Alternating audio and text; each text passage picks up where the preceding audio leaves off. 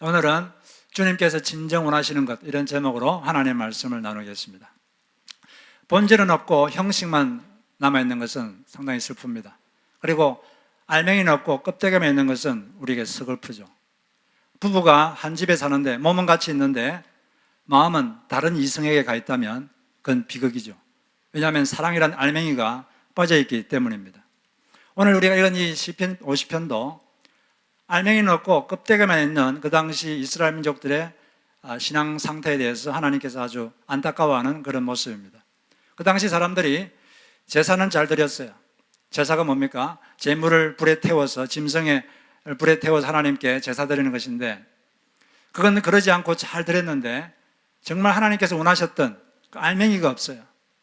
그 마음 자세, 그 알맹이가 없었습니다. 그걸 보고 하나님 너무나 안타깝게 생각을 하셨습니다. 그 당시에 제사를, 제물을 드려서 이렇게 제사를 드렸는데 하나님께서 왜 제사를 드리라 그랬겠습니까? 이 제사가 요즘식으로 하면 예배겠죠. 왜 제사를 드리라 그랬겠어요? 하나님께서 짐승의 고기를 원해서 그랬습니까? 그게 아니라는 거죠. 하나님께서 말씀하시기를 이는 살림의 짐승들과 무산의 가축이 다 내 것이다. 10절에 그렇게 말했죠. 그리고 하나님께 다 하나님 것이라는 것입니다. 하나님께서 그게 부족해서 그걸 원하는 게 아니고, 또 하나님께서 짐승의 고기를 원해서 그런 것도 아니고, 또 짐승의 피를 원해서 그런 것도 아니다. 이렇게 말했어요. 여기 보니까 12절 13절 보니까 내가 가령 줄여도 내게 이르지 아니할 것은 세계와 거기에 충만한 것이 내 것이미로다. 내가 수소의 고기를 먹으며 염소의 피를 마시겠느냐. 그게 아니라는 거죠. 하나님께서 진짜 원하는 게 뭐냐. 하나님께서 그 이스라엘 백성들이 제사 드리러 왔는데 제사 드리는 것은 문제가 없었어요. 왜냐하면 한 번도 그러지 않고 다 빠지지 않고 늘 잘 드렸으니까. 그 8절처럼 나는 내 재물 때문에 너를 책망하지 아니하리니 내 번제가 항상 내 앞에 있으노다. 한 번도 그러지 않고 잘 드리고 있다는 거예요. 그런데 문제는 뭐냐? 진짜 알맹이, 정말 필요한 게 없다는 겁니다. 하나님이 진짜 원하는 것, 그게 뭐냐? 이 세 가지를 말하고 있어요. 이걸 가지고, 이 마음을 가지고, 이런 자세를 가지고 하나님께 나와서 예배도 드리고 그렇게 해야 되는데, 이 알맹이는 빠져버리고 그냥 형식만 남아있는 그들에 대해서 하나님께서 안타깝게 생각하는 겁니다. 이 세 가지가 하나님이 진짜 원하시는 것인데, 우리가 그렇기 때문에 하나님이 직접 말씀하신 것이기 때문에 이걸 우리가 잘 염두에 두면 우리의 삶에 아주 큰 유익이 됩니다. 이 세 박자가 잘 맞아야 돼요. 세 가지가 뭐냐? 14절, 15절. 이게 진짜 하나님께서 바라시는 것이다. 이게 알맹이다. 이렇게 말했어요. 그게 뭐냐면 첫째로 감사로 하나님께 제사를 드리는 것이다. 두 번째는 지존하신 이에게 내 소원을 갚는 것이다. 이것은 한 가지 예인데 일반적으로 말해서 실생활에서 하나님의 말씀을 실천하는 것, 이걸 말하는 거죠. 그 세 번째는 환난 날에 나를 부르라. 내가 너를 건질 것이다. 하나님을 의지하는 자세, 하나님을 의지하는 것.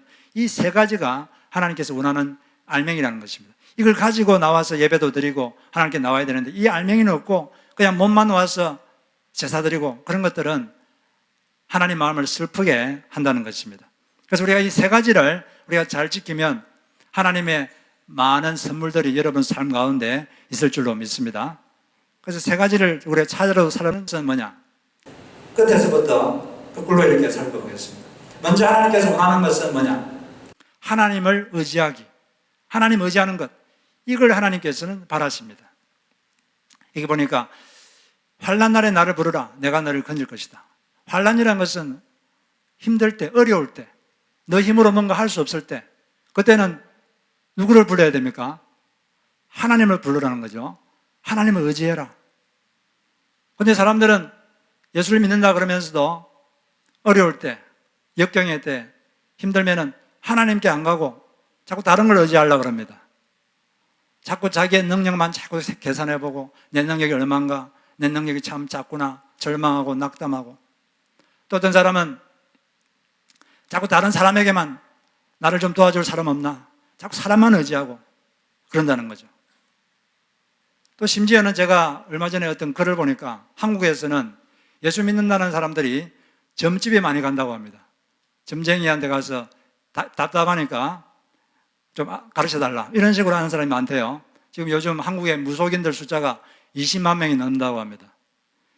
상당히 큰 문제죠. 실제로 고종의 아내인 그 민비, 명승황후도 나라가 어려울 때 수없이 많은 무속인들을 궁궐에 데려와가지고 구슬하고 그래가지고 재정이 아주 힘들었어요. 그 재정을 메꾸려고 매관 매직, 관직을 팔고 그런 일을 많이 해서 했는데 결국은 나라가 잘못됐는데, 우리 예수 믿는 사람들은 힘들 때 그런 데 가면 안 되겠죠. 왜 그렇습니까? 신명기 18장 10절에 보니까 그의 아들이나 딸을 불 가운데로 지나게 하는 자나 점쟁이나 기륭을 말하는 자나 요술하는 자나 무당이나 지는 자나 신접자나 박수나 초혼자를 너희 가운데 용납하지 말라.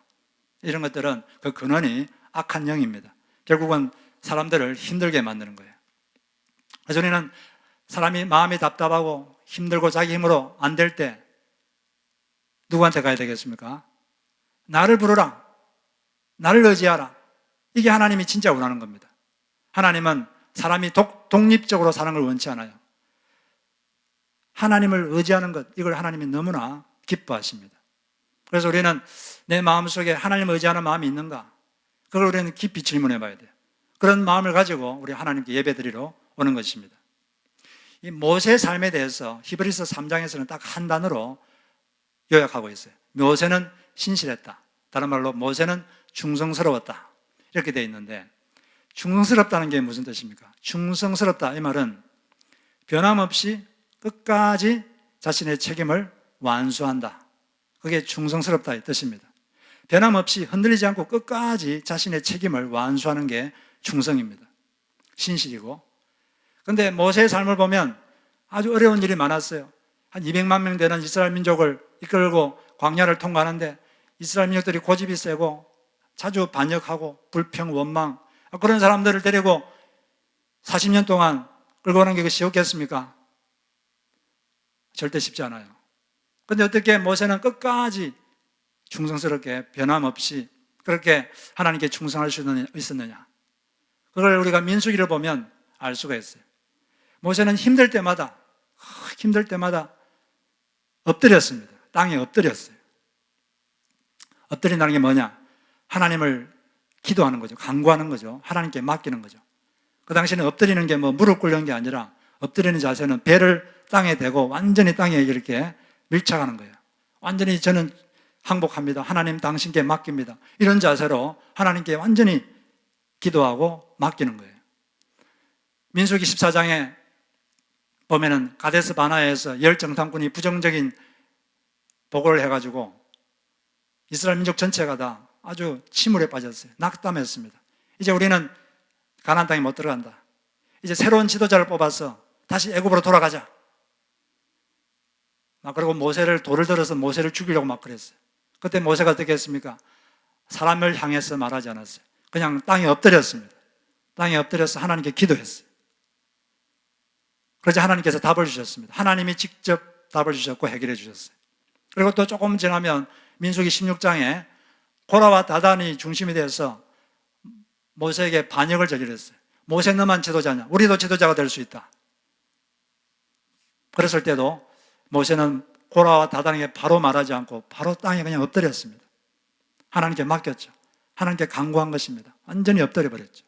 그때 하나님이 직접 나타나셔서 해결해 주십니다. 답을 주셨죠. 그리고 또 조금 있다가 20장에 가면은 또 머리바에서 사람들이 물이 없다고 막 불평했어요. 우리에게 물을 달라. 왜 우리를 죽이려고 이렇게 하느냐. 그때도 모세는 해망문에 가가지고 거기에서 그냥 엎드렸습니다. 배를 땅에 대고 완전히 하나님께 엎드리고 하나님 당신께 맡깁니다. 당신을 의지합니다. 그랬을 때 하나님께서 답을 주셨고 하나님께서 그 문제를 해결해 주셨어요. 우리도 어려울 때마다 엎드리면 하나님께서 업어주십니다. 다른 데 가지 마시고 땅에 엎드리시기 바랍니다. 그걸 하나님은 간절히 바라고 있어요. 그런데 하나님께서는 이렇게 사람이 진정으로 하나님을 의지하기를 원하는데 사람들은 의지를 안 해요.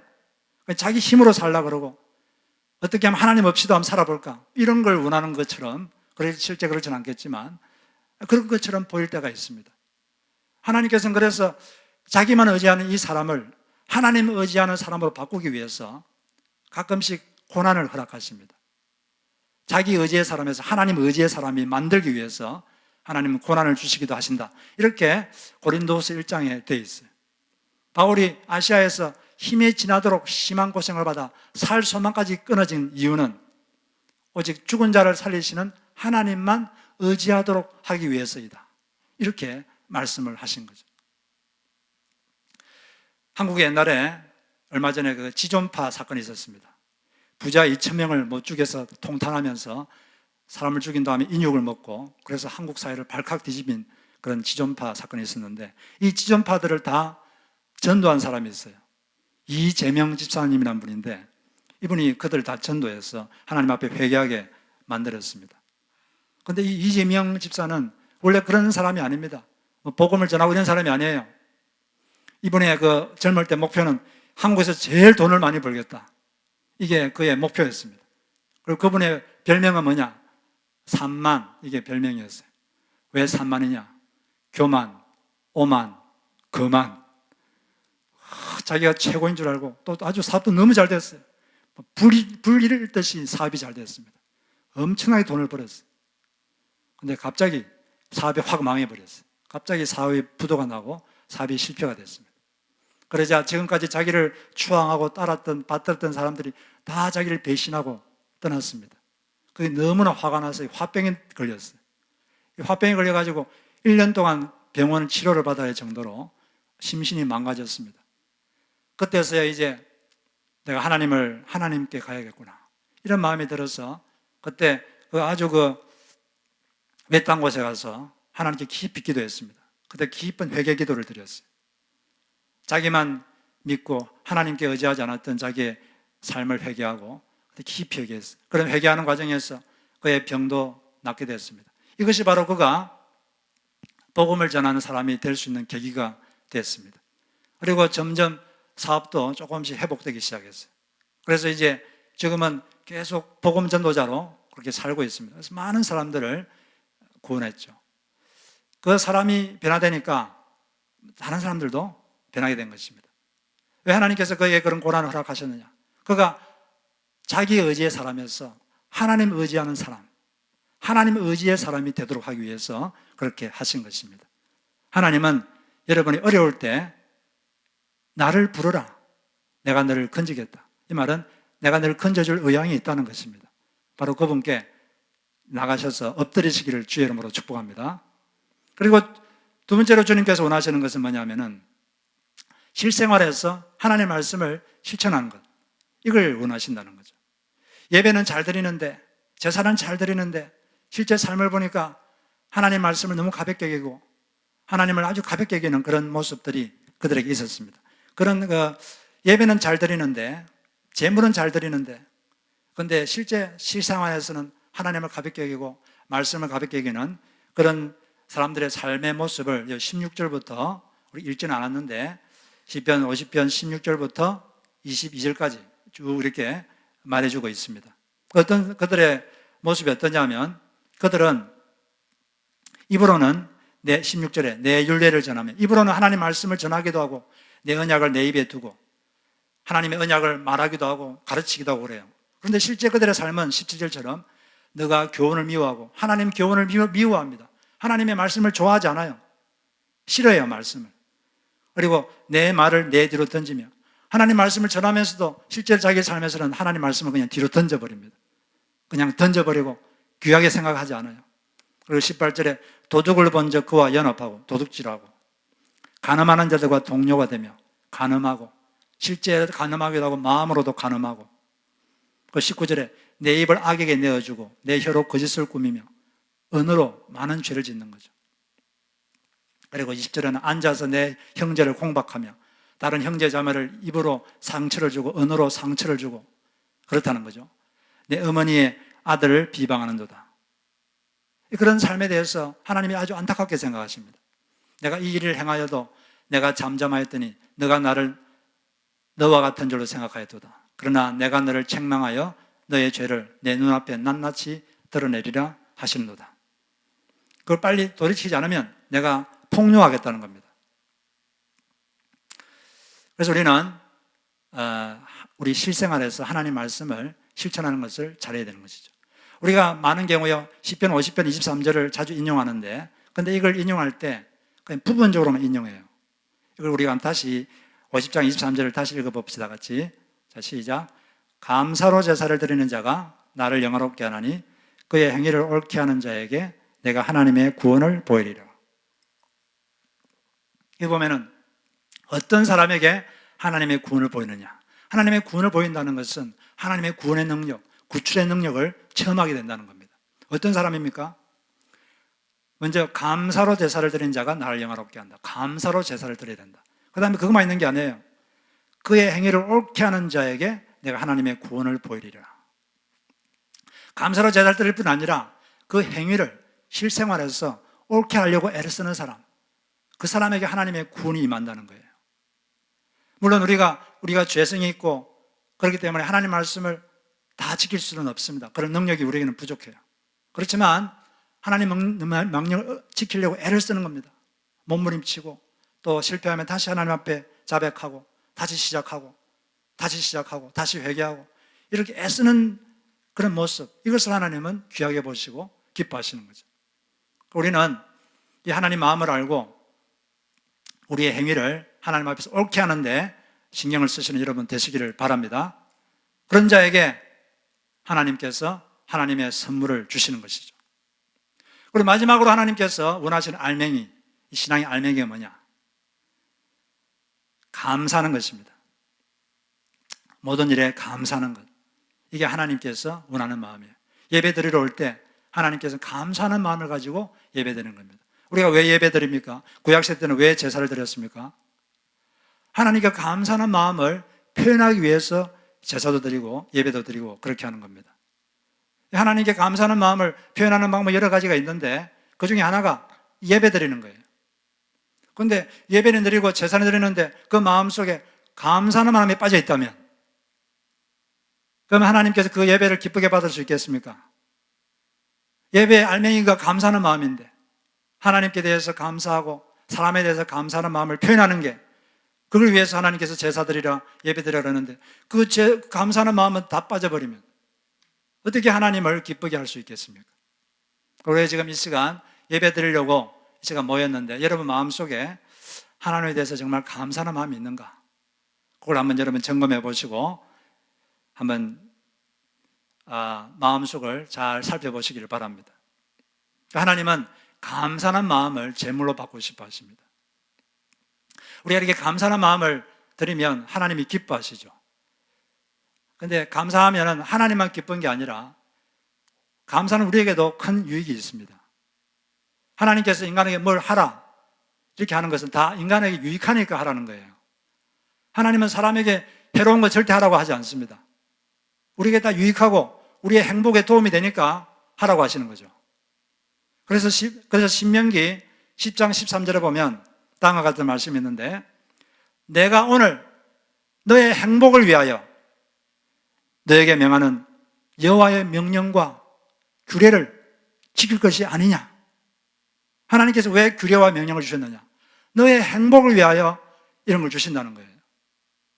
하나님께서 우리에게 명령하는 것은 그게 우리 행복에 도움이 되니까 우리 행복하게 하니까 하는 것입니다. 그래서 감사하면 많은 유익이 있고 많은 이익이 있어요. 그 중에 하나가 뭐냐면 감사하는 마음이 있으면 마음 근육이 튼튼해집니다. 여러분 사람도 몸에 근육이 있는데 몸에 근육이 튼튼한 사람은 웬만하게 주변에서 때리거나 이게 충격을 가해도 잘 쓰러지지 않아요. 근육이 튼튼하니까 빨리 회복하고 그렇게 합니다. 그런데 근육이 없으면 조금 힘들어도 그냥 쓰러져 버리고 그렇죠. 그런데 이게 몸의 근육도 중요한데 더 중요한 것은 마음의 근육이 중요합니다. 사람이 마음의 근육이 튼튼하면 외부에서 충격이 와도 잘 견딥니다. 잘 견디고 견딜 뿐 아니라 또 그걸 이용해서 오히려 더 유익한 결과를 만들어내요. 그걸 견디고 그걸 이용해서 자기에게 유리한 그런 결과를 만들어내는 그 능력이 있습니다.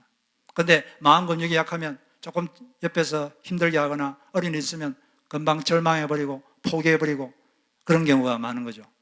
우리 마음 근육을 튼튼하게 하는 게 아주 중요합니다. 그래서 이걸 얼마나 외부의 충격에 의해서 빨리 회복되느냐, 이것을 이제 회복 달력성이다 이렇게 말하는데 회복한 다음에 빨리 탄력적으로 일어서는 것, 이걸 말해요. 근데 이처럼 마음 근육을 강하게 하는 아주 좋은 방법이 감사하는 마음을 갖는 것입니다. 이병구 씨가 시한 경영은 관계다 이런 책에 보면 다음과 같은 이야기들이 있는데, 미국의 심리학자인 로버트 에번스 교수가 어린이들을 대상으로 다음과 같은 실험을 했습니다. 어린이들을 두 그룹으로 나눴어요. 한 그룹은 하루를 지낸 다음에 하루를 지내면서 힘들었던 일, 그걸 적게 만듭니다. 그 다음에 다음 두 번째 그룹은 하루를 지내면서 감사했던 일, 이걸 적으라고 했어요. 그 일정 기간 동안 그 실험을 계속했습니다. 그런데 쭉 어린이들을 살펴보니까 힘든 일을 적으라고 했던 아이들보다 감사한 일을 적으라고 한 아이들이 훨씬 더 행복지수가 높고, 그리고 그뿐 아니라 학업 성적도 훨씬 높았어요.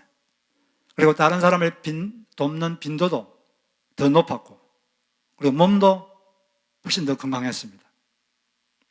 감사하는 마음이 실제로 물리적인 현실까지 바꾸는 거죠. 그리고 또 미국 군인들 중에 이라크 전쟁에 다녀온 사람들이 많은데, 근데 전쟁에서 직접 전투를 한 사람들은 다 심리적인 어떤 병이 있어요. 왜냐하면 자기 눈앞에서 동료가 죽거나 피 흘리면서 부상당한 걸 눈으로 보고, 또 지금 시시각각으로 죽음의 공포 속에 노출된 그런 경험이 있기 때문에 나중에 미국에 와도 심리적인 장애를 겪습니다. 그런데 똑같은 경험을 했는데도 전혀 정신적인 장애가 없는 사람이 있어요. 전혀 그런 심리적인 장애가 없는 사람이 있는데, 그 사람들은 어떤 특징이 있는가, 그걸 연구를 해봤는데 한 가지 특징이 있다고 합니다. 그 사람들은 늘 가족과 주변 사람들에게 감사하는 마음을 가지고 있는 사람이었다고 합니다. 그런 사람들은 이 마음이 튼튼하기 때문에 쉽게 넘어지지 않는 거죠. 그리고 또 화를 내는 사람의 호흡과 감사하는 사람의 호흡을 용기에 담아가지고 그 용기에다가 모기를 집어넣었어요. 모기를 집어넣는데 어떻게 되겠습니까? 어떻게 되었겠습니까? 화를 내는 사람의 호흡을 담아가지고 용기에다가 모기를 집어넣었더니 금방 질식해서 죽어버렸어요. 근데 감사하는 사람의 호흡을 담아가지고 용기에 담아서 거기다 모기를 집어넣으니까 더 활기차게 날아다니고 그렇게 했다고 합니다. 그만큼 이 사람은 이 감사하는 것, 이것이 상당한 파워가 있는 거예요. 이 사람들은 하나님의 뜻이 뭐냐, 여기 대해서 되게 궁금해 합니다. 내가 하나님 뜻 그러면은 내가 어떤 직장에 가야 되나, 내가 누구와 결혼해야 되나, 내가 어디를 가야 되나, 이런 걸 주로 많이 생각하는데, 물론 그것도 하나님의 뜻이겠죠. 그런데 사실은 그런 뜻을 아는 것도 중요한데, 그 전에 가장 하나님이 분명하게 말씀하신 이 하나님의 뜻을 실천하려고 애를 써야 돼요. 아주 하나님께서 분명하게 말씀하신 그 하나님의 뜻은 실천하려고 애를 쓰지 않고 다른 걸 자꾸 알려고 하면 문제가 있는 거죠. 하나님께서 가장 분명하게 말씀하신 하나님의 뜻 중에 하나가 있습니다. 그게 뭐냐면 데살로니가전서 5장 18절에 보면 범사에 감사하라. 이것이 너희를 향한, 그리스도 안에서 너희를 향한 하나님의 뜻이니라. 이렇게 돼 있잖아요. 이게 하나님의 뜻이에요. 그럼 하나님 뜻이면 어떻게 해야 되겠습니까? 범사에 감사해야죠. 범사가 뭡니까? 모든 상황 가운데서 감사하라. 근데 사람이 만드는 이 환경이란 건 두 가지가 주로 환경인데, 우리가 만나는 사람이 우리의 환경이고, 두 번째는 우리에게 닥치는 일, 우리에게 닥치는 상황, 이런 것들이 환경인데, 거기에 대해서 감사라는 거예요. 그 말은 우리가 누굴 만나든지 그 사람에 대해서 이 사람은 감사할 사람, 이렇게 딱지를 딱 붙이고 그 사람을 감사할 사람으로 대하는 거예요. 그리고 우리에게 살다 보면은 갑자기 예기치 않은 일이 벌어지고 기대치 않은 일이 벌어지고 또 달갑지 않아 보이는 그런 일들이 생깁니다. 그럴 때도 그 일에 대해서 이 일은 감사할 일, 이렇게 딱지를 딱 붙이고 감사를 해라는 거예요. 이게 바로 범사에 감사라, 그런 뜻이 되겠고, 그걸 실천하는 방법이 되는 것입니다. 심리학에는 그 낙인 효과라는 말이 있는데, 예를 들면 이런 거죠. 어떤 회사에서 상사가 자기 부하에 대해서 좋지 않은 낙인을 찍었다고 합시다. 저 사람은 소극적이고 도전 정신이 없어. 이렇게 딱 낙인을 찍어버리면 낙인을 찍힌 그 당사자에게 큰 영향을 미칩니다. 상사에게 인정받지 못한 직원은 소극적으로 변하게 됩니다. 그리고 자존감도 떨어지고 상사가 또 어떻게 야단칠지 모르니까 몸을 사리게 되고 최대한 안전 위주로 업무를 하게 됩니다. 당사자가 그렇게 행동하는 동안 상사의 편견은 더욱더 굳어집니다. 역시 저 사람은 소극적이고 도전정신이 없어. 더 굳게 판단하게 되죠. 이런 경우를 이제 부하 직원에게 내려진 낙인 효과다 이렇게 말하는데, 누군가의 시선과 판단이 상대방의 생각과 습관을 굳어버리게 만들고 행동도 통제하는 것입니다. 사실은 그 부하 직원은 소극적인 사람도 아닌데 상사가 소극적인 사람은 낙인을 찍어버리면 그렇게 되는 경우가 많이 있죠. 그래서 어릴 때부터 칭찬과 인정을 많이 받고 자란 아이들은 자신감이 많습니다. 그런데 부모님으로부터 부정적인 낙인, 부정적인 말을 듣고 자란 아이들은, 낙인이 그렇게 안 좋게 찍힌 아이들은 스스로 그 낙인에 가두어져서 큰 성장을 못하게 되는 그런 경우가 많아요. 그런데 이것을 반대로 활용하는 것이 감사의 낙인 효과입니다. 어떤 상황이 벌어졌을 때 그 상황이 어떻게 될지, 이게 나한테 이로울지 좋을지 잘 몰라요. 그걸 판단하지 말고 판단을 보류한 다음에 그냥 나에게 어떤 일이 벌어졌든지 그걸 감사할 일, 이렇게 낙인을 딱 찍고 감사하는 거예요. 그러면 하나님께서 그걸 들으시고 그 일이 정말로 감사할 일로 이렇게 바꿔주시는 것입니다. 그리고 사람에 대해서도 어떤 사람을 만났을 때 그 사람이 나에게 이로운 사람인지 해로운 사람인지 모르지만 그 사람을 감사할 사람, 이렇게 낙인을 딱 찍고 그 사람을 감사하게 대하는 거예요. 그러면 그 사람이 정말로 여러분에게 더 감사할 일을 선사하는 그런 사람이 되는 것입니다. 왜냐하면 사람이란 건 내가 어떻게 해주느냐, 거기에 따라서 상대방의 반응도 있거든요. 내가 이렇게 웃으면서 대하면 상대도 웃어주고, 내가 찡그리면 상대도 어떻게 됩니까? 찡그리죠. 그런 것과 비슷한 거죠. 그러니까 여러분들이 오늘부터 누굴 만나면, 어떤 사람을 만나든지 저 사람은 내가 감사할 사람이다, 이렇게 도장을 찍으시고 낙인을 찍으시고 딱지를 붙이시고 그렇게 사람을 대하시기 바랍니다. 그럼 그 사람이 더 감사할 사람이 되는 거예요. 그리고 살다가 예상하지 않았던 일, 기대치 않았던 일, 별로 좋아 보이지 않는 일, 그런 일이 생길 때도 이건 감사할 일이다, 이렇게 낙인을 딱 찍고 그렇게 하나님 입을 벌려서 하나님께 감사하시기를 바라요. 생각만 하지 말고 입을 벌려서 감사할 때 하나님이 그걸 듣습니다. 내 아들이, 내 딸이 범사에 감사라는 이 말씀처럼 그 말씀을 순종하는구나. 내가 이 순종하는 자에게 내가 선물을 줘야지. 그렇게 하고 정말 그 일이 감사할 일로 하나님 바뀌게 하시고 또 상대방이 감사할 사람으로 정말 감사할 일을 주는 그런 사람들로 바뀌는 것입니다. 근데 그러지 않고 막 불평하고, 상황에 대해서 불평하고, 사람에 대해서 불평하고 원망하고, 그 하나님 원치 않는 거거든요. 그래서 하나님께서 원하시는 대로 하나님을 기쁘시게 해드리시기를 바랍니다. 오늘 우리의 이 말씀 12절에 보면 하나님은 세계와 거기 충만한 것이 내 것이다, 이렇게 말씀하셨는데 그 모든 게 다 하나님의 소유라는 거죠. 그렇기 때문에 우리의 삶도 사실은 하나님의 섭리 가운데 진행되고 있습니다. 우리가 누굴 만나느냐, 우리에게 닥치는 일들도 하나님의 섭리 가운데 있는 거예요. 그래서 우리가 어떤 사람을 만나든지 어떤 상황을 만나든지 거기에 대해서 감사하는 것은 그런 상황을 섭리하시는 하나님께 감사하는 것입니다. 근데 그걸 가지고 막 불평하고 이런 것은 하나님께 불평하는 거예요. 우리는 하나님은 우리가 감사하는 마음으로 우리에게 나오기를 원합니다. 하나님께 나오기를 원합니다. 그래서 시편 100편 3절 4절 우리 주보에 있는데 같이 한번 읽어보도록 하겠습니다. 자, 시작. 여호와가 우리 하나님인 줄 알지어다. 그는 우리를 지으시니요 우리는 그의 것이니 그의 백성이요 그의 기르시는 양이로다. 감사함으로 그의 문에 들어가며 찬송함으로 그의 궁정에 들어가서 그에게 감사하며 그 이름을 송축할지어다. 하나님께 감사하면서 나아가는 거죠. 감사하시기를 바랍니다. 옆에 분에게 우리 감사합시다 한번 말해주세요.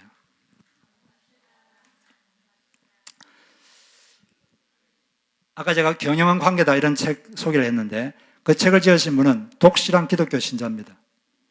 그리고 네페스라는 기업을 운영하는 이병구 회장님이신데 이 네페스란 기업체는 반도체와 관련된 기업인데 직원이 약 2,000명 정도 됩니다. 네페스라는 말도 영원한 생명이라는 뜻의 히브리어예요. 그런데 이 네페스는 감사를 기업의 핵심 가치로 삼고 감사하는 문화를 정착시켰습니다. 감사하는 문화를 정착시키기 위해서 엄청나게 노력을 하고 있습니다. 실제로 그렇게 됐고, 그래서 감사한 직원들끼리 서로 감사하는 감사 노트를 적게 하고, 그러니까 이 기업 전체에 행복한 기운, 좋은 기운이 넘쳐서 사업이 더 잘 되는 거예요. 그리고 여기에서는 한 가지 지침이 있는데, 여러 가지 지침 중에 한 가지가 뭐냐면 회의할 때도 감사를 입에 달고 회의를 해라, 이런 지침이 있습니다. 보통 사람들이 모여가지고 회의를 하다 보면 의견이 다르면 충돌이 있잖아요. 그래서 막 안 좋아지는데 그게 아니라 감사를 입에 달고 회의를 하는 것입니다. 항상 감사하면서 이렇게 하면 부딪힐 일 없겠죠. 그래서 이 직원들이 이 사람들에게 감사하는 습관을 기르게 하기 위해서 세 가지를 하는데 337 라이프라고 합니다. 첫째 3은 하루에 3곡 이상 노래를 부른다. 다음에 3은 하루에 30분 이상 책을 읽는다. 그리고 7은 하루에 7가지 이상 감사 노트를 적게 한다. 이게 이제 활용화되면서, 이게 활성화되면서 직원들이 훨씬 더 다른 사람들과 더 잘 협력하고 유연해지고 또 관계의 질이 좋아지고 그랬다는 겁니다. 실제로 직원들의 80%가 노래교실에 자발적으로 참석하고 독서 토론에도 80%가 참석하고, 그리고 감사노트 적는 것도 대부분 참석을 하고 있다고 합니다. 그런데 이런 걸 업무 시간 중에 하고 있기 때문에 점점 지속적으로 강화되고 있는 거죠. 이 중요한 것은 그분이 왜 이런 걸 하느냐면은 이 기업체를 운영해 보니까 직원들의 실력도 중요하지만 직원들의 인성이 더 중요하다는 것을 깨달았다는 거죠. 직원들이 인성이 안 좋아서 예를 들어서 누군가를 속이려 들고 또 타인의 희생을 짓밟고 자기를 돋보이게 하려는 그런 경향이 있는 직원들이 있으면 당장은 실력이 있어서 좋아 보이지만 결국은 회사를 해롭게 하더라는 거죠. 그렇기 때문에 인성을 개발하는 게 중요한데, 그러기 위해서 가장 좋은 방법이 늘 감사를 훈련하는 거죠. 동료들끼리 감사하게 하고, 그래서 스마트폰 애플리케이션을 만들어서 서로 감사를 표현하게 하고, 그런 걸 했을 때 사람들이 점점 성품이 개발되고 또 좋은 면으로 관계의 질이 좋아졌다고 합니다.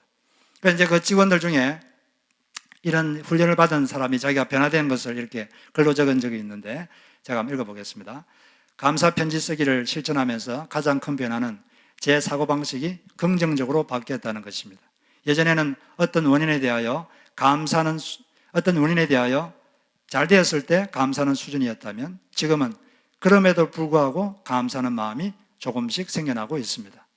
얼마 전 운전을 하다가 제 과실로 접촉사고가 난 적이 있는데 사고를 후회하고 기분 나빠하기보다 가벼운 접촉사고라서 감사합니다.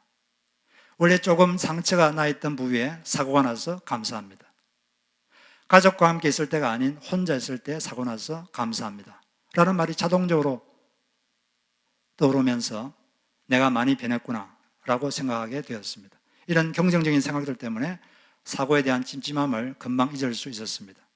그리고 아이들과 아내에게도 평소 자주 쓰지 않던 감사와 고마움이라는 단어를 많이 쓰게 되었습니다. 우리도 여러분 감사를 할 때 우리에게 많은 유익이 있을 줄로 믿습니다. 표현하지 않는 감사는 감사가 아닙니다. 주변 사람에게 자주 감사하는 걸 표현할 때 우리 관계질이 더 좋아지고 우리가 더욱더 행복한 기운 가운데 살 수가 있어요. 그런데 마지막으로 우리가 한 가지 알아야 될 것은 감사를 잘하려면 대단한 일만 감사하려고 하지 말고 작은 것에 감사할 줄 알아야 된다는 것입니다. 작은 감사 속에 더 큰 감사를 만들어내는 기적이 숨어 있습니다. 예수님은 작은 물고기 2마리와 떡 5개를 가지고 감사했을 때 그것이 5,000명을 먹이고도 남는 큰 기적이 일어났어요. 조지아주의 지방신문인 얼리 카운티 뉴스에 다음과 같은 이야기가 실렸는데, 지금 현재 베리 칼리지의 창업자인 마르다 베리 이 여사가 학교를 경영하면서 그 당시 헨리 포드에게 좀 기부를 받으려고 찾아갔어요. 근데 헨리 포드는 기부를 대신 돈을 주는 대신 땅콩 종자가 든 봉지를 하나 주고 말았어요. 근데 마르다 여사는 거기에 대해서 불평하지 않고 돌아가서 학교 학생들과 그 땅콩을 심었습니다. 그리고 그 다음에 토실토실한 땅콩이 든 많은 봉투들을 가져가가지고 헨리 포드에게 감사하다고 찾아갔어요. 그걸 보고 감명한 포드가 그때 금액을 기부해서 건물을 지었어요. 그 건물이 지금 베리 칼리지의 대표 건물이 되어 있고, 그 이후로도 계속 좋은 관계가 돼서 헨리 포드가 아주 그 칼리지를 많이 도와줬다고 합니다. 이분이 그 작은 걸 줬을 때 그걸 불평하고 그런 게 아니라 그걸 같이 작은 것을 감사했을 때 작은 것이 큰 감사가 된 것이죠. 그래서 우리가 이 하나님 앞에 감사하는 사람이 되려면 작은 것이라고 당연시 여길 게 아니라 작은 것을 감사할 때 그것이 큰 감사를 만들어내는 것입니다. 작은 것에 감사하시고 바로 주변에 있는 사람, 그 사람에 감사하시고, 이 사람은 감사할 사람이다, 내게 어떤 일이 닥쳐든 이 일은 감사할 일이다, 이렇게 낙인을 찍고 그렇게 대할 때 하나님께서 그 사람을 그렇게 바꿔갈 것이고 또 그 일을 그렇게 바꿔갈 줄로 믿습니다. 늘 감사를 입에 다시고 사시기를 주의 이름으로 축복합니다. 우리 같이 기도하겠습니다. 하나님께서는 예배 드리는 자, 하나님께 나오는 자, 그가 몸을 하나님께 나오는 것도 중요하게 생각하지만 더 중요하게 생각하는 것, 더 알맹이로 생각하는 것, 더 본질로 생각하는 것이 세 가지입니다. 첫째, 하나님을 의지하는 마음. 어려우면 나를 의지하라, 나에게 엎드려라, 그러면 내가 너를 업어줄 것이다. 그것이 하나님이 우리에게 진정으로 원하는 겁니다. 여러분 속에 혼자 힘으로 감당할 수 없는 게 있다면 이 시간 하나님께 도와달라고 요청하십시오. 그것이 하나님이 아주 원하는 것입니다. 그럴 때 하나님 그 기도를 들으시고 도와주십니다. 두 번째는 실생활에서 하나님 말씀을 지키려고 애를 쓰는 것입니다. 힘들더라도 또 실패하더라도 다시 일어나서 다시 시작하고 계속 반복하는 것입니다. 그것이 하나님께서 원하시는 것입니다. 세 번째는 하나님께 감사하는 것입니다. 하나님께서 우리에게 붙여주신 사람, 내 주변에 있는 모든 사람을 감사할 사람으로 낙인을 찍고 예상치 않았던 일, 기대치 않았던 일, 어려워 보이는 일, 그 일이 갑자기 닥쳐도 그 일을 감사할 일, 이렇게 낙인을 찍고 그렇게 대하면 하나님께서 그렇게 만들어 주시는 것입니다. 늘 우리 감사를 입에 달고 감사할 때 관계의 질이 더 좋아지고 우리 마음에는 더 마음에 기쁨이 넘치고 또 우리 마음 근육이 튼튼해지는 겁니다. 하나님 감사하게 하시고 작은 것에 감사하고 그럴 때 큰 것을 주시는 하나님의 능력을 체험하는 우리가 될 수 있도록 해 주시옵소서. 이 시간 하나님 앞에까지 통성으로 기도하겠습니다. 한란날에 나를 부르라, 내가 너를 건지리니 내가 너를 영화롭게 하리라. 감사로 제사를 드리며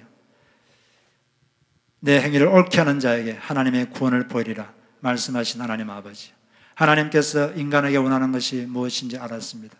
하나님, 우리가 어려울 때, 자기 힘만으로 안 될 때 하나님께 도움을 청하는, 하나님 의지하는 자들이 되게 하여 주시옵소서. 하나님, 그리고 실생활에서 힘들더라도 하나님 말씀대로 살려고 애쓰며 몸부림치고 넘어지면 다시 일어나서 다시 시작하고 끊임없이 회개하고 끊임없이 자백하고 그리하여 조금씩 나아지는 그런 그리스도인들이 될 수 있도록 하여 주시옵소서. 하나님 아버지, 또한 하나님 우리에게 감사하는 마음을 제물로 드려라. 나는 그것을 제물로 받고 싶다. 그 하나님의 갈망을 알게 되었습니다. 하나님 아버지, 우리 속에 불평, 원망 했던 것을 용서하여 주시고 우리 주변에 있는 모든 사람이 감사할 사람임을 알게 하여 주시옵소서. 무엇이 감사한지 깊이 고민하고 그것을 감사를 표현하는 자들이 되게 하여 주옵소서. 하나님, 우리에게 예기치 않게 오는 일도 감사할 일임을 알게 하시고 모든 일에 감사하는 믿음의 사람들이 되게 하여 주시옵소서. 그리하여 범사에 감사라는 이 말씀에 순종하는 자에게 주시는 하나님의 축복을 누리는 자들이 될 수 있도록 하여 주시옵소서. 작은 것에 감사하여 큰 감사를 만들어내는 기적을 체험하는 우리 모두가 될 수 있도록 하여 주시옵소서. 예수님의 이름으로 기도드립니다. 아멘.